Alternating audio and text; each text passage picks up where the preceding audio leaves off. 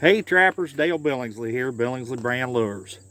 So I wanted to talk to y'all today about catching skunks. Skunks happen to be a diamond in the rough right now. Skunks are worth pretty good money. Not only do you have the fur, but you also have the skulls, as long as they're not shot in the head. You've got the essence, you've got the empty pods, you've got the fat from the fur and the body as well. Plus you've got the meat. All that can be sold, every bit of it. So skunk, a skunk, by the time you're said and done with it, is at the very least a $20 bill, for the most part. So I think we want to target those, and I want to show you how I do it. Stay with me. We'll be right back in a moment. We got this old house here, and these old houses are a good place to look for and to target skunks. Not only skunks, but raccoon as well. Man, they like to hibernate up in them. They like to hole up in them. They go in there and mouse and hunt for snakes and mice and such. So if you've got any old houses on your line like this, be sure to check them out. Look for skunk sign. They're really a hot location for you. Let's go look at some more. All right, guys, I don't know how well this is going to show up, but we've got an old hay barn there. And there's a couple of big round bales in there, and those skunks like to get in there, and they like to burrow up under them big round bales, and again, for protection and to hunt for mice as well. Mice like to get in there and chew around on that old straw and hay, and those are good places to target skunks.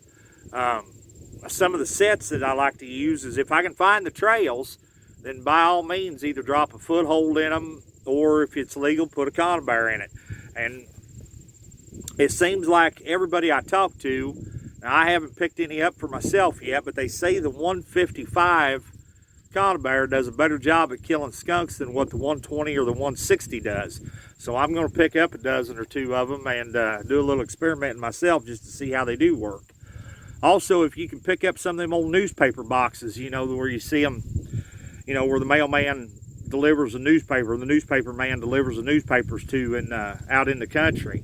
Those make really good cubbies to put 150s, 155s, and 120s in for skunks. You can bait them up, with about anything. You can use fresh or tainted beaver or muskrat meat, or even just a big chunk of fish and a good canine lure in there, and you'll catch skunks that way too. Now, we've also got here at this location, and you can't really see it, and it's kind of tough, but there was an old barn that's set right behind that big tree right there, and it's fallen down, and the roof is still intact, but it's on the ground. That'd be another good location to look for skunk trails. So let's go look at some more stuff. All right, guys, we've got another really good location here to look for skunk sign. And that's these old rock and rubble piles. If you happen to have them along your line somewhere, you can bet there's skunks living in them. This one's probably not got any in it because of it's down pretty low. But if it happened to be setting up higher on the bank somewhere, you darn sure want to look at these places for skunk sign. Now you can see there's some coon sign down there on them. I usually catch several coon right here every year. But let's go look for some more signs, some more places. All right, guys. This here just happens to be another one of my favorite skunk kind of locations. This is an old dozer pile. Where the dozer has pushed a bunch of brush up there, and it's all grown up in weeds and just a big jumble pile of nasty. And them skunks really like to hang out in places like that, and in there hunting for mice and rabbits, and plus they make a pretty good den. A lot of times you'll see where groundhogs have dug holes into those to use as dens, and then they abandon them and move on to a different place, and the skunk will come along and take over that old den. So boy, these are good places to check. If you've got any along your line, you want to be sure and check these places out.